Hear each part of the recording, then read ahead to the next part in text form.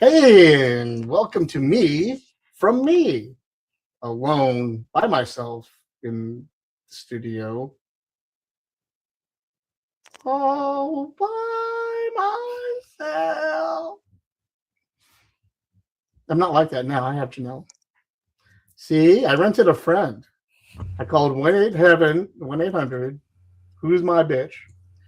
Um, and they didn't have Janelle's number. So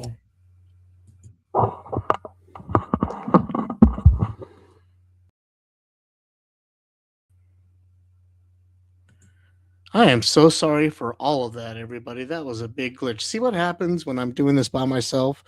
I have nobody here to check me. So I was without a mic on that first part.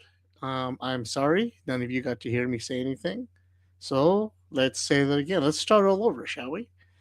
Everybody, welcome to the PanelCast. I am your host, AJ, and welcome to episode 312 of the show.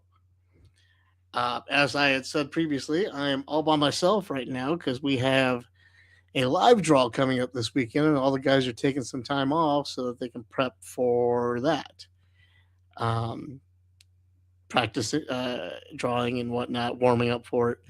We are going to be celebrating the 40th anniversary of the movie Big Trouble in Little China. I am stalling. My brain is frozen. We will be reviewing, talking about celebrating the 40th anniversary of the Big Trouble in Little China, and we're going to be drawing all of our favorite characters and reliving our favorite scenes and telling our favorite stories based on the movie and experiences of seeing it and whatnot. Um, all coming at you live this weekend from 1 to 4 here on ForbiddenPanel.com. So make sure you tune in for that. But in the meantime, Janelle and I, a fellow Forbidden Panel person, got to go see Evil Dead Burn today.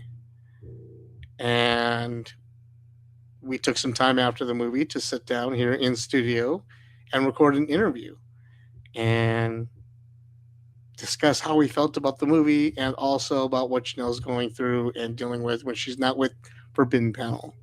So, without further ado, once again, we're going to try this all over again. Sorry again. Here we go with our interview with Janelle and our Evil Dead Burn review. Go my old black book. Wow. And call up Janelle. Hey, and welcome to me from me, alone by myself in the studio.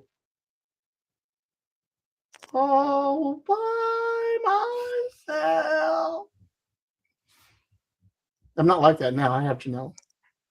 See, I rented a friend. I called 1-800, who's my bitch? And they didn't have Janelle's number. So I had to go my old black book. Wow. And call up Janelle. Hi. Hi. Nice to see you. What did we do today? We went to see Evil Dead Burn. Ooh. Did we like it? I think so. I think I did. It's growing on me. The more I think about it, the more I like it. Yeah. The longer it's been since we've watched it, the more it's... It had to settle in. I had to settle into it. Evil Dead Burn is the latest entry into the Evil Dead franchise.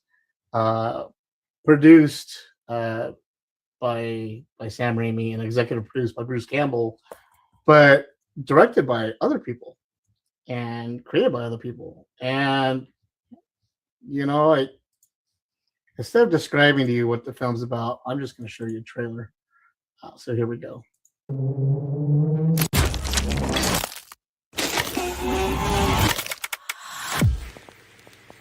We found something. The Necronomicon, the Book of the Dead. You know they don't want me there. You're part of the family. Despite my warnings, they read from the book, unleashing demons, and demons, and demons, and demons. God help us. The whole family can be together again. Children?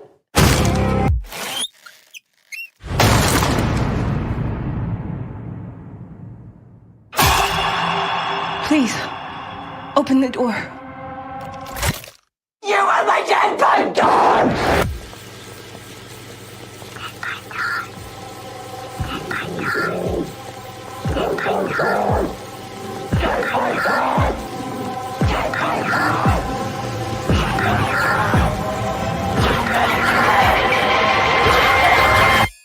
Don't turn a deaf ear. Evil Dead Burn. God help us. Tickets on sale now. Rated R. Only in theaters July 10th. So there you have it, the trailer for Evil Dead Burn. You had a little smirk going. And I heard you giggling throughout the movie while we were watching it. So you may say it's growing on you, but you seem to have enjoyed it while we were watching it. Oh yeah, no, there were a lot of things I liked about it. There was a lot I liked about it without giving much away. Just the practical effects were really fun, and you could tell it was real. And that was the most exciting part to me. Like, oh, it's so gross. It's so gross. It's so gross. Wow, that's really cool artwork. It was just neat to see real practical effects. And it's not every day you get to see that anymore. So it was really nice. Even to the point where there were some scenes where you were just, oh my God, that's disgusting. Why are they doing that? Oh, they did that for real?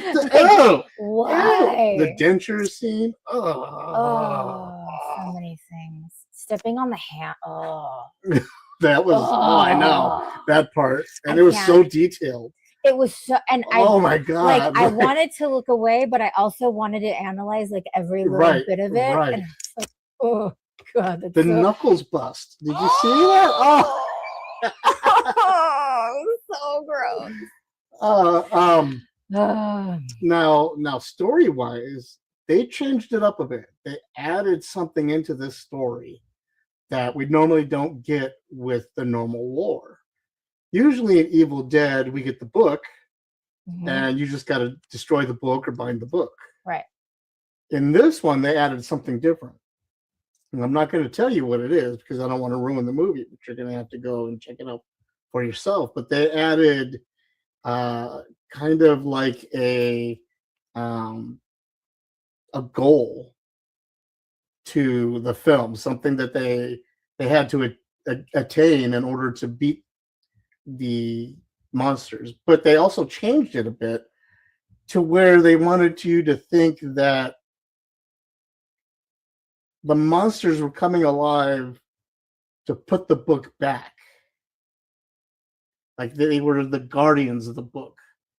Yeah, it was kind of unclear. As opposed to monsters that were summoned by the book. Right. So that was very odd for me. It was different. It was different. And now I figured that maybe there's something in the first movie that I haven't seen because I haven't seen that one. I thought, well, maybe there's something I'm missing. Because I thought that was odd also. And I'm sorry to spoil. I'm sorry. I spoiled that part. I didn't mean to, but it's a big enough thing where I needed to discuss it with somebody right away. So I needed your opinion on it. Right. Put a disclaimer. Yeah, disclaimer heads up on the video. Slides no, I think I thought, well, it must be something that I missed, and that was the only thing. That was the thing that I wasn't sure of. There were so many things I liked about it, but the thing that I wasn't sure of was I feel like there was pieces I was missing. There was a lot that I was missing of understanding like the bigger picture. Like you get a little bit of the backstory of the grandfather, and then it goes into all this stuff, and then you go into the thing that they're looking for, and then they make mention of the book, but you don't really ever see the book. And it's like a totally different story. And I thought, well, I must have missed something pretty significant in the other movie then. Right. And I didn't think that the movies were tied together at all, other than, the name. I thought it was just another Evil Dead occurrence. But stay to the end credits. I guess. Twice. There's two. There's a mid credit and an end credit. And an end to end. And if you Don't haven't leave after the seen, first one. if you haven't seen Evil Dead Rise, then the end credits will totally. Yeah, I didn't know. So I had to explain it to Janelle, I'm like, I assume that's important for some reason. which is funny because while we're watching the credits, she had asked me if it tied to Rise at all, like if any of the characters were Right. from Rise. Because it felt like there were things I was missing. Right. And so I thought I for sure. I had just answered, no, there's no character. They don't tie together. And then the end credit comes up and it's like, no, shut up. You don't know what you're talking about. Oh, just kidding. You know? Just kidding. Sam Raimi there to humble you. Right. So I was like, thanks, Janelle. It's a good thing we weren't recording. Hmm. You know, just trying to make me look stupid. Just like women do. I don't have to try.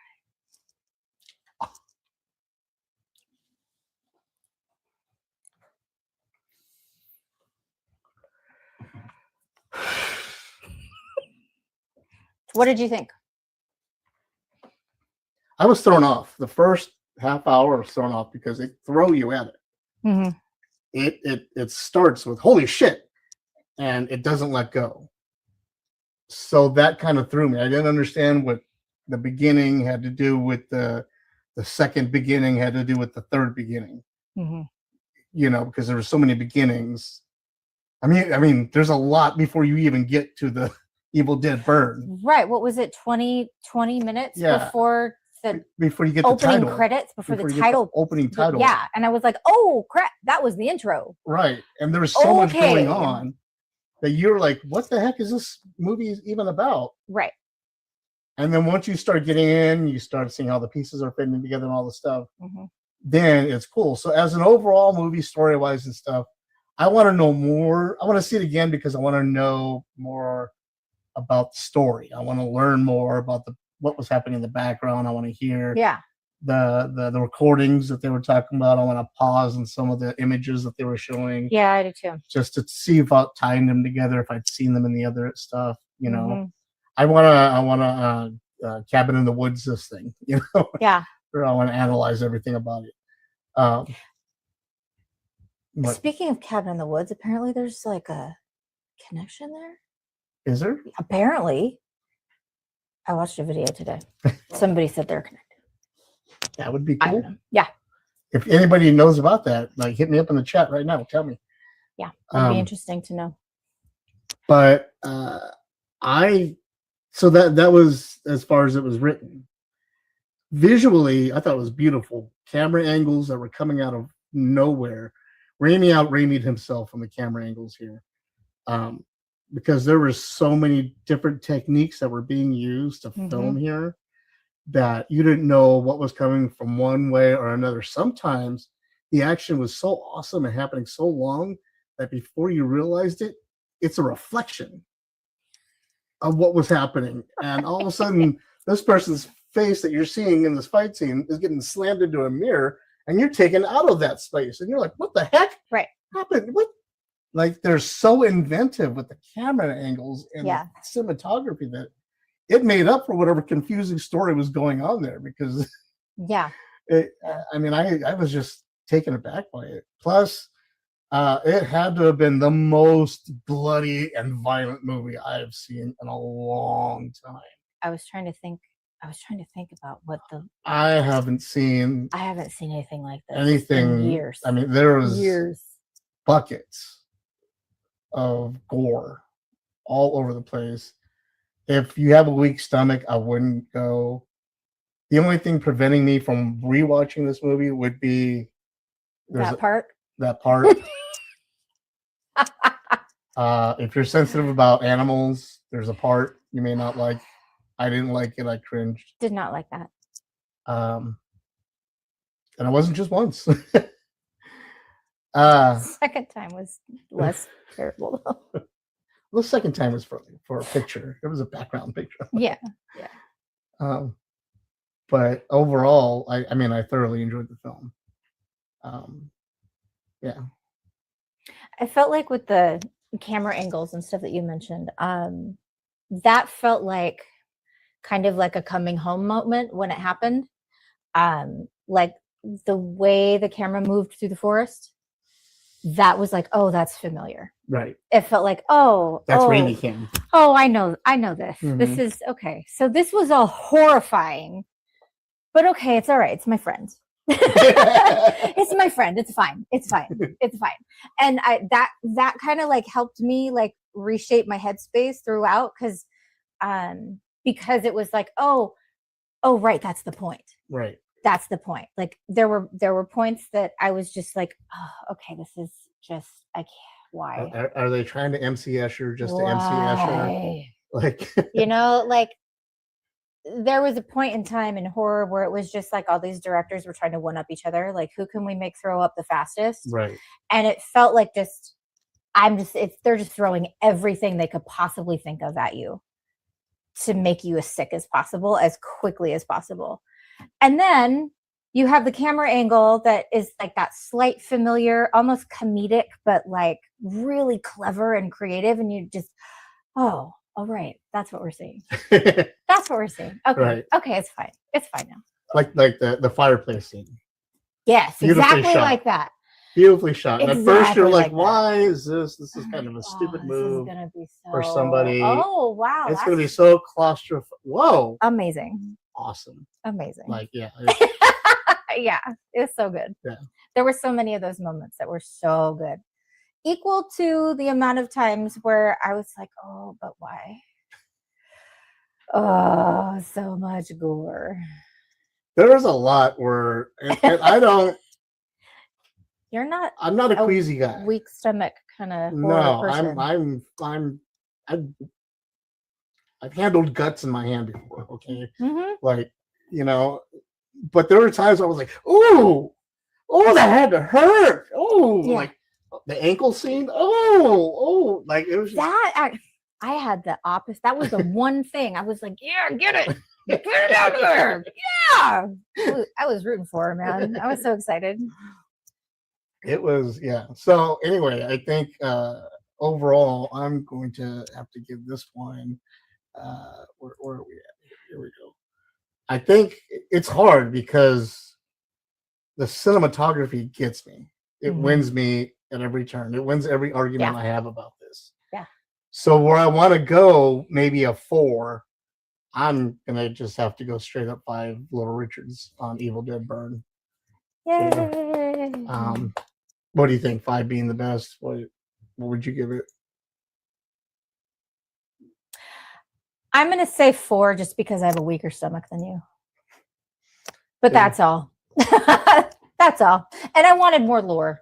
I feel like I wanted more backstory there. I wanted to be able to understand it a little better. Yeah, I did too. I wanted to hear a lot more of the recordings, and I wanted more story about it.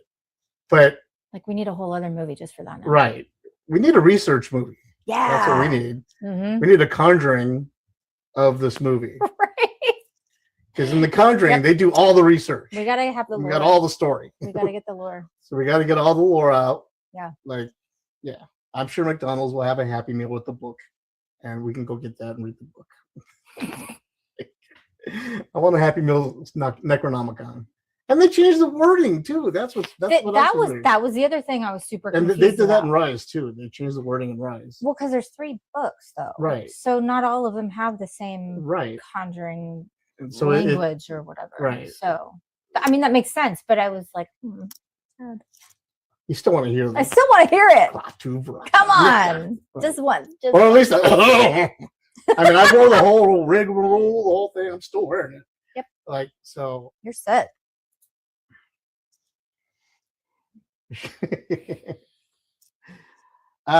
So yeah, so there you go. Evil Dead Burn 4, 5. Boom.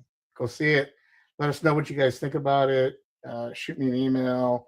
Hit me up anytime you're watching any of these episodes in the chat room or anything. Just be like, dude, we saw Evil Dead Burn.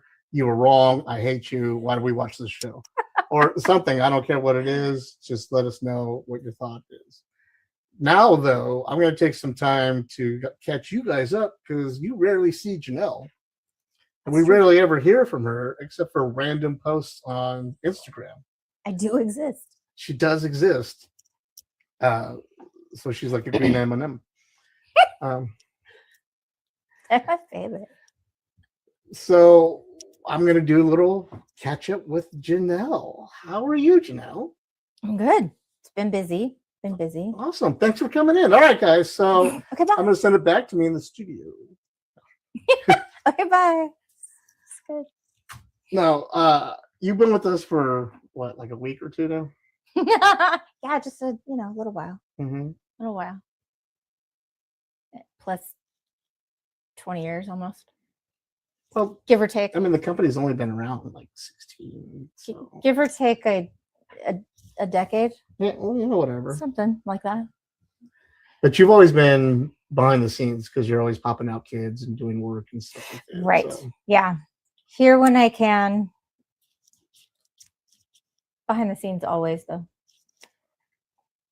Yeah. I'm always here. You just can't see me. Right. So, so what's been going on? Anything new? Anything we can expect coming out?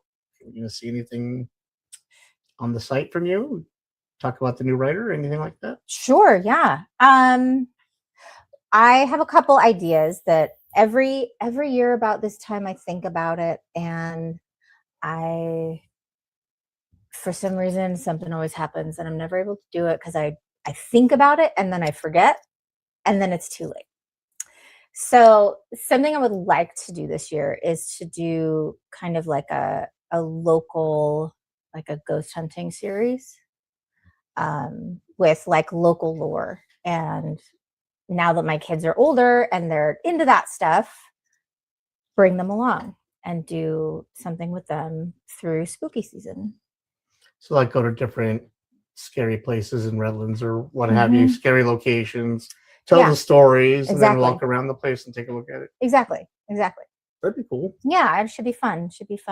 I've been mostly wrapped up in Redlands Theater Festival this summer.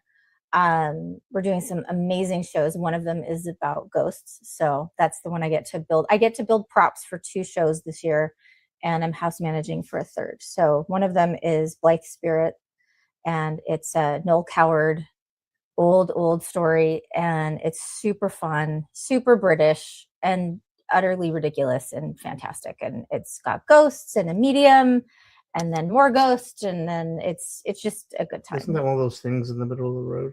So much liquor in this show. It's insane. They drink so much in this show.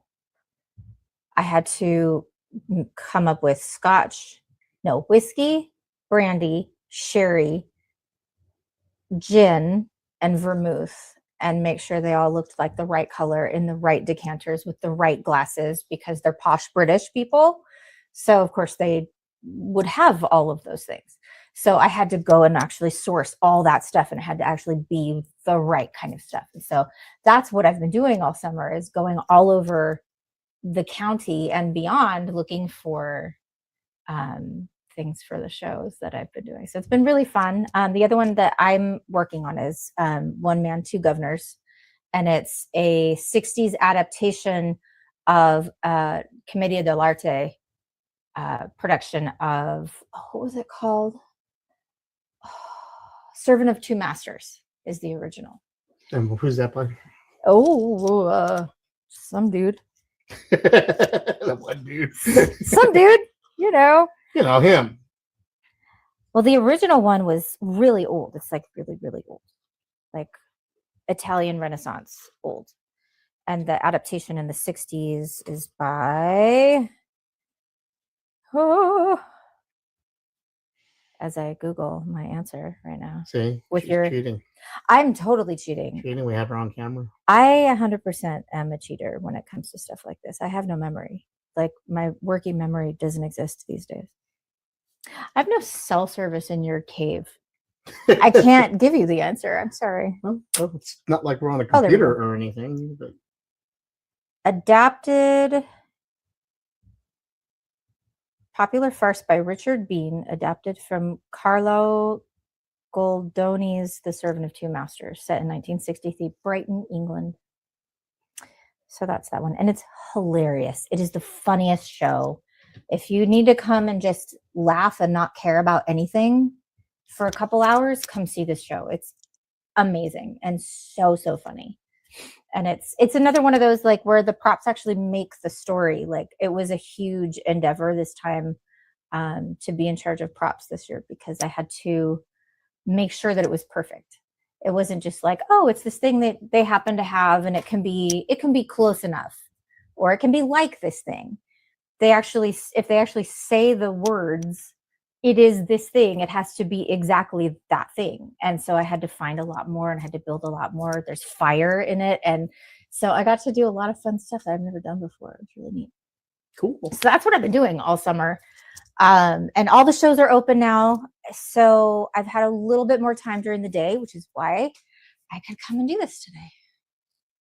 So yeah. See how she abuses me? She just beats me all the time. Yeah. Ow. It Precious. burns. Precious baby. It burns. I'm so sorry. Between that and work, that's my life right now. So you're not actually in any shows this year? No, So you're just prop mastering. Yeah. Why the change? Why the transition? Well, a couple of reasons. Family obligations kind of increased a little bit, so I wanted to have a little bit more flexibility, and I was afraid I wouldn't have the time to be where I needed to be outside of rehearsal, because I don't want to just not show up to rehearsal. So it was better to say I can commit to building props and being there for the performance run a couple nights a week, but I can't commit to a rehearsal schedule for a show or two. There was just no way I could do that. Between that and working, I needed to leave my hours available in the later hours so that I could continue teaching. And choir, when I do in the master chorale, we do rehearsals on Tuesday nights, and I didn't want to have to worry about the conflict of rehearsals plus the other rehearsal conflicting with each other the whole time, because we don't finish master chorale until the end of May, and rehearsals for RTF usually begin around early April. So I didn't want to have too much conflict this year. Now you've been doing theater stuff for a very long time, majority of your life. Yeah. Right? Yeah. And usually you're on stage. Usually, yeah. There have been a couple years where I didn't, but for the majority of my life, I've been on stage as a singer, actor, whatever. And then you've been slowly past like 10 years or so, you've been transitioning more to a coach, a vocal coach, and props and general manager and stuff like that, doing more behind the scenes stuff. Yeah. Because of the family commitments, or is it just tired of the stage life? Or no, it's not. Am I taking up your foot space? No, you're fine. It's just a lot of fun. It's stuff that I never did before. I spent my whole life on stage, and it never really occurred to me that I could do anything else. And at a certain point, it was like, but I really love building stuff. I really love behind the scenes stuff. I really love creating things and being artistic, and having that opportunity was like pretty wild.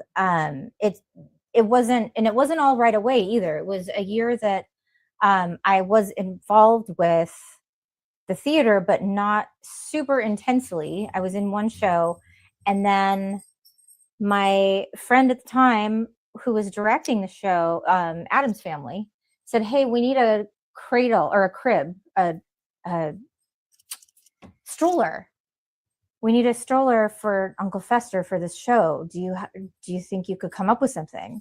And it was like the switch flipped, and it was incredible. It was so much fun. And I thought, what the heck, man? I could have been doing this all along. And actually like fueling that part of my creativity that I never got to really explore before. So it's just been really fun, and it's been really wonderful having them trust me with these shows to put props in their hands and to create things that they need. And it's fun to be like the fairy godmother where they say, "Oh man, we really need this thing," and then I come back the next week, here you go, there it is.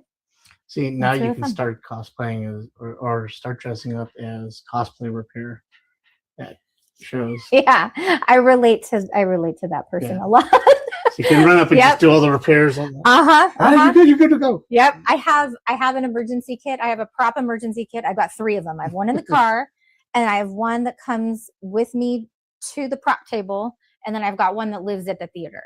And it has like scissors and tape and hot glue and all the things that safety pins and extra bits of things that are probably going to fall off at some point, or extra glasses in case something breaks. I have extra glasses of all the different kinds of glasses. I have more than what we actually use, just in case, because they all had to be glass, because there was no way I was going to find plastic replicas of every single one of those glasses under like $200. So I have extras of everything. So, but it's been really fun, and I really like it. I still love being on stage. It's not, I am not as predictable though. With my physicality, my knee has been giving me trouble the last couple years, so it always makes me a little bit anxious to commit to that, because I don't know if I can do it all the time. Can I actually do it? And if I get a migraine or something, like that's happened before, where I had a migraine during a show. Now I have really good meds for it, but before that, it was like anxiety every single show run. I hope I don't get a migraine during the show run on a show day. I hope I don't. So not being as predictable. I got something that helps with that. Yeah, I can't do that, dude. I can't do that. That more power to you, but I can't do it. But yeah, so it's nice to have something that I can do that contributes, that is reliable, that I can be there for, even if I am not necessarily as reliable in other ways anymore. Now, going back to vocal coaching, tell us about your company. So I created a company called Breakthrough Vocals. It had a significant evolution over the last like 15 years. It started out with my decision to stay home with the kids when Liam was born, and that was 15 years ago. And it started out as just friends wanting to audition for shows and saying, hey, I know you haven't really done this in a long time, but I'm getting ready for this audition. Would you mind if I came over and you just listen and like let me know if there's anything I could work on? And that was how it started. Was a friend wanted to audition for a show for the first time in years, and she was a little nervous to do it. And is that friend my wife? No, that was Shannon. That was Shannon. And then then your wife. And then my wife. And then your wife. And then out of the blue, a friend of mine that I'd gone to high school with, out of the blue, after 20 years of not really talking to her, she calls me up and says, hey, I'm really feeling uncomfortable with my voice. Do you do lessons? And I was like, well, not really, but I could. And she's like, because I would love to do that, and I would totally pay you to do this. And I was like, okay, well, as long as you're comfortable with me, you kind of being my guinea pig to do a consistent lesson. I've done audition prep a couple of times, but I've never taught ongoing. And she was like, well, heck yeah, dude, let's do it. So she came down and we started. And then I realized I have so much to learn. I have so much to learn as a teacher, that learning how to translate what I have learned into a teachable opportunity for others. So I hit the books and I started studying, and I watched every webinar I could. I listened to every podcast I could find, and I studied and studied and studied everything that was available and mostly free, to learn new skills and to learn new techniques of teaching voice. And then it branched out into teaching piano. And because I took piano for years and years as a kid, never occurred to me that I could teach somebody how to play. And somebody asked me out of the blue, hey, do you teach piano? And I was like, I don't see why I couldn't. So I got the same books that I had been taught when I was a little girl, and I started teaching this child's piano, and it was amazing. And so now, and again, I went, oh, I have stuff to learn as a teacher. So I went and studied a lot, and I went and learned a bunch of stuff, and started branching out into other areas of teaching. The one key thing that I felt the entire time, though, is that the piece that was kind of missing was the heart piece of teaching music. Music is such an emotional space for people, and performing music is such an emotional space for people. It's such a vulnerable place to be able to give that of yourself, whether you're playing an instrument outside yourself, or you are the instrument as a vocalist. Giving that to people is an incredibly brave and vulnerable thing to do, and it taps into a lot of our insecurities as humans. And having studied psychology, I have a degree in psychology, so it was really important to me that I started to kind of mold all of these things into one shape, because what I kept finding over and over again was that a student's block with their voice was almost never because of a technique they couldn't master. It was because they had convinced themselves they couldn't do it.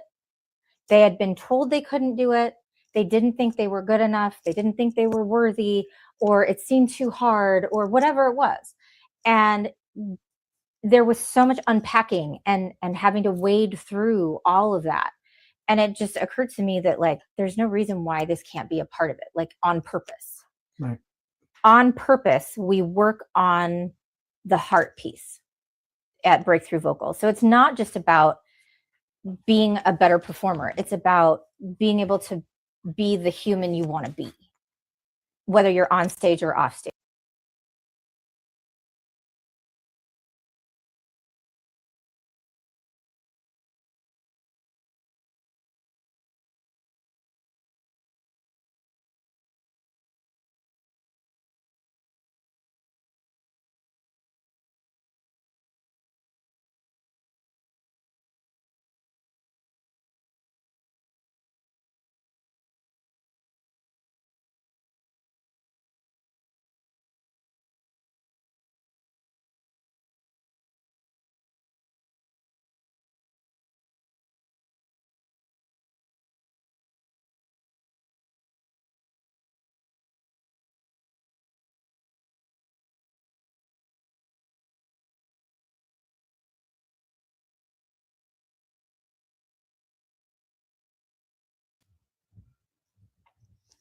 Saying, hey, don't want to take home with them. It's a lot. But at the same time, you're still able to be. It's still a geek thing to do. Like theater is still geeky. Oh yeah. Oh yeah. Like it's still cosplay. It's still costuming. It is. Still it is. fantasy play. Well, yeah. Still, I mean, it's a lot of. Last year we did. It's still a lot of fun doing all that stuff, and you're able to incorporate that into your work life as well. Oh heck yeah. So heck yeah. It's all like a big opportunity to nerd out in every way possible. With theater, like the last year we did Young Frankenstein, and that I got to do props for Young Frankenstein and be in the show, and that was like amazing. It was so much fun, and there were so many things that I'd never built before, and so many things that I'd never created. And I found a video to help me make popcorn and create some effects on stage. I actually found a builder who made stuff for Killer Clowns from Outer Space, and I was able to use that video to like help shape how I was building stuff. And it was like, oh, this is magic. It's so much easier now. It was so fun. So it's neat to get to tie in that stuff. And I think it's cool because you get to do that stuff in ways that when you're already like a big giant nerd, it's a lot easier to do that stuff. Because I feel like my scope of opportunity is bigger than a lot of people. Mm-hmm. There are some people who are like, well, I teach theater in high school. Cool. What do you know about special effects? They only know what they've learned in that realm. But because I have an understanding of horror films and I have an understanding of Star Wars, and I'd spent hours geeking out over those builds my whole life, I think it gives me kind of an edge on how to do stuff in ways that people don't always think about. Absolutely. Yeah. Cool. Yeah. Very cool. And where can they find your business? Oh, I'm at breakthroughvocals.com or Janelle Vendeville at Breakthrough Vocals on Facebook, and the same on Instagram too. Cool. She also does stuff around Forbidden Panel.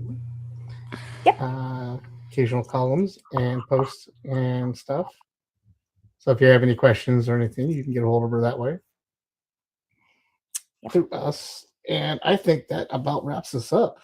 Okay. Well, thank you. Sure. It's only been like 40 minutes of you running on and on. You know, at least I talked. At least I talked, man. Saying I don't talk? No, I said I'm saying I don't usually. Oh.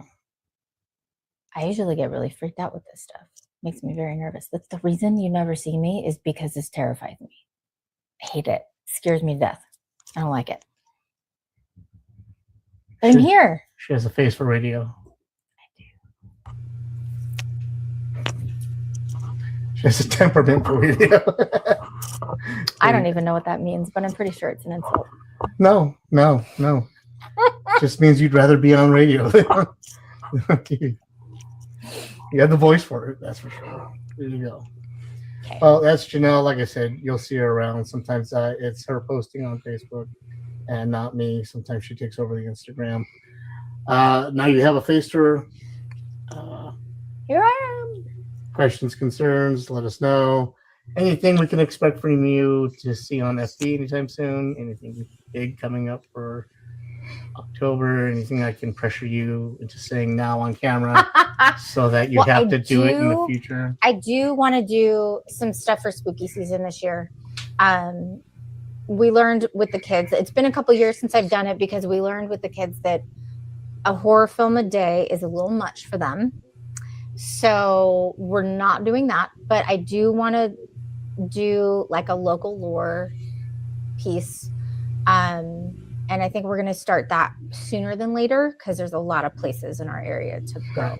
So I would like to do that. And I'm trying to help my kid get their stuff set up. They were ready to go. They were totally ready to go, ready to do it. We have the logo, we have the name, we have the whole thing set up. It's ready to go. And then we saw, because her thing is Five Nights at Freddy's lore. That's her big thing.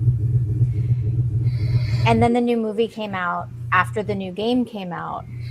And what he did was he took all the lore that had ever existed, shook it up in a giant bag, and then threw it all over the place with about 75 new things that had never existed before.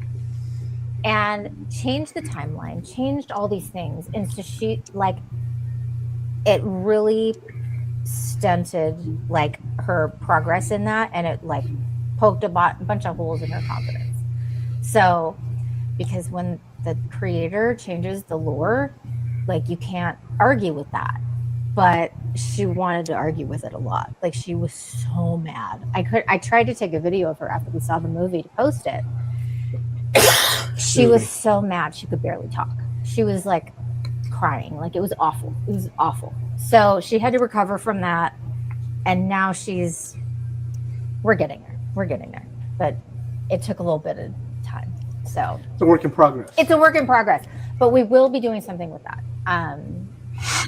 Still really wants to. She's trying to compile some short stories that she'd like to post that I think are really good and absolutely on target with our theme and our voice. So I think that'll be great eventually. Cool. Yeah. I know we'd all like to read them. We need some new content on the site. I am just as guilty as everybody else. But at least I do this. Yeah. So there. Yeah. In fact, I'm going to do this some more. by sending this back over to my boring ass sitting in the studio all by myself, still wearing the same shit I'm wearing now. Thank you, Janelle, for joining us. Thank you. Lovely seeing you and spending the day with you. And Yay. it was nice sitting in the theater. Normally, I go alone or I go with Alicia, and it's cool. My wife is cool to see movies, but not horror movies with. Right. She doesn't appreciate it. It was nice to go in a movie theater with somebody who I know was enjoying it and was enjoying the same moments I was enjoying it. Yeah. Like we were both giggling at the same time. We were both Right. laughing at the same time. This lady in the back was like, no, no, no, no, no. And we both looked at each other and laughed. Like, That is why you go see movies. Right. That is why you go. That's why you go, to listen to all the people. all the That's my people in the favorite theater, part. like That's my favorite part. when we got there was this guy who tried to cut in line in front of us. I was like, hey, we're in line. He saw my shirt and was like, you know what? We're seeing the same movie. You got to give you credit. Okay, I'll get behind you. I'm like, no, we're here seeing Minions. We're here to see the Disney movie. Right, Moana. Moana. So, like, if a movie like that and company like that can get random conversation going, Yeah. you can have fun in a movie theater, or like, yeah, you're not supposed to talk, but you can enjoy it. Yep. And that's what's nice about seeing a movie with Janelle, these kind of movies with Janelle, is because we have that rapport. We've been doing it for decades. Yep. And so it's nice when we have our movie buddy moments and we can go see it. I watched a movie that lies, and you have to watch it. What is it? The Sheep Detectives. I wanted to go see that for Mother's Day. That was all I wanted to do for Mother's You have Day. to see it as a movie that lies to your face and then slaps the shit out of you. No. Lies. No. It's a movie that lies. Oh man. Movies Okay. that lies Okay. start off all happy and joyful and wonderful, ones and you that- think it's going to be good. Yeah. Things are going to be okay. No, Man. crying like a baby. Okay. Yeah, the movies that lie. That was kind of how all this started. Yeah, It was going to see movies that lie, right. where we were depressed and like, hey, let's go see a stupid comedy, and then we'd end up crying through Right. 90% of it, and have to talk and cry in the parking lot for Or, an like, hour see before we Up. could go anywhere. We'll go see Up, and like the first 10 minutes is so devastating. We just don't want to watch it. Yeah, like okay, we're done. We're done. That's enough trauma for me, right, for the So- day. Thanks. Anyway, thank you, Janelle, for joining me today. It was awesome. Absolutely. Thank you. And the discussion afterwards. And hopefully we can do this again. We have a lot more movies coming out. There's a lot coming out. So, till then, send it back to me in the studio. Bye. Bye.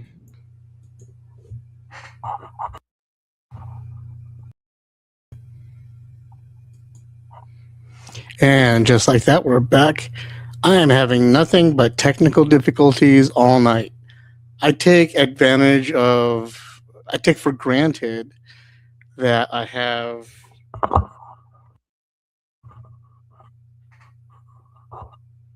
See, I can't. This is what sucks. All right, I'm colorblind. So I can't tell if that light is green or red right now. There, looks green. Now this annoying light comes on. This is why I never use this thing. Anyway, I hate this mic.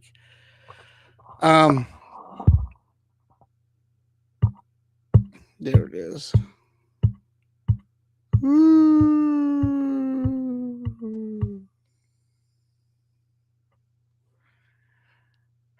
I take for granted I'm always wearing the mic on my glasses. And so whenever anything goes wrong, I think I'm wearing them. So I just talk like I'm wearing them and I forget. So during these intermissions that have been here, where things have been going wrong, and I'm talking thinking that you guys can hear me, but no, you guys can't because I'm on this mic tonight. And this mic I hate. But thank you, Janelle, for spending time with me today, seeing the movie with me. That was a lot of fun. It's always a lot more fun when you get to see movies with friends and people that you know are like-minded and are enjoying the same movie as you. Please tune in to AJ's Side Panel. I do daily updates on my mental health and my physical health as well, trying to get them all together. And don't forget that Saturday we are doing the 40th anniversary celebration of Big Trouble in Little China live draw here on ForbiddenPanel.com. Our boys are going to be drawing all their favorite characters from the movie, telling all kinds of stories. It should be a lot of fun. So, one last thing. Well, actually, here's the flyer for it, just so you guys can see it. One last thing, real quick. A friend to the PanelCast, Mr. Katz Carter, recently released a book. So this is his press release for the book. You'll see this up on the website. It's called Shadows Behind the Mirror. It's an biographical fictional exploration of childhood trauma, survival mechanism, and the practical work of healing. It speaks directly to the readers interested in mental health, personal growth, and stories of recovery. Carter's voice balances vulnerability and resilience, offering readers both identification and actionable steps toward investigation and self-compassion. I'm sure this took a lot for him to write and to publish and put out. And I want to just say congratulations to the guy. And you can find all his information here, catscarter.com. We'll take you to the link tree, his number, and all of his information is available right there. You can scan the barcode and find the book for yourself. And we'll be posting this up on the website as well. So again, thank you everybody for tuning in, and we will catch you on the next episode. And we'll catch you all over the place. Depends on where you find us. Good night.